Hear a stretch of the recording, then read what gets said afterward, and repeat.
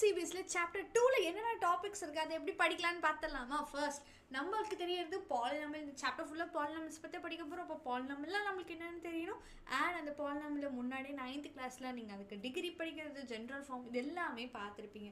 அதோட சேர்த்து types of polynomial பார்த்துருப்பீங்க. டிகிரியை வச்சு லீனியரா, குவாட்ரட்டிக்கா, கியூபிக்கா, இந்த மாதிரி நிறைய டைப்ஸ் இருக்கு. அது எல்லாமே நம்ம பார்த்து முடிச்சிருப்போம்.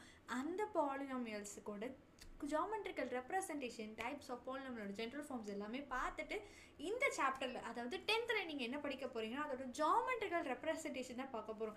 எல்லாத்துக்கும் ஒரு பாலினாமியல் ஜீரோஸ் எப்படி கண்டுபிடிக்கணும் தெரியும். ஒரு வேல்யூ ஆஃப் அ பாலினாமியல் எடுத்து அது எந்த இடத்துல ஜீரோவோ அதுதான் ஜீரோஸ் ஆஃப் அ பாலினாமியல் நம்ம எல்லாத்துக்கும் தெரியும். அந்த ஜீரோவை ஒரு கிராஃபில் எப்படி ரெப்ரசென்ட் பண்ணுவாங்கன்னு பார்த்துடலாமா.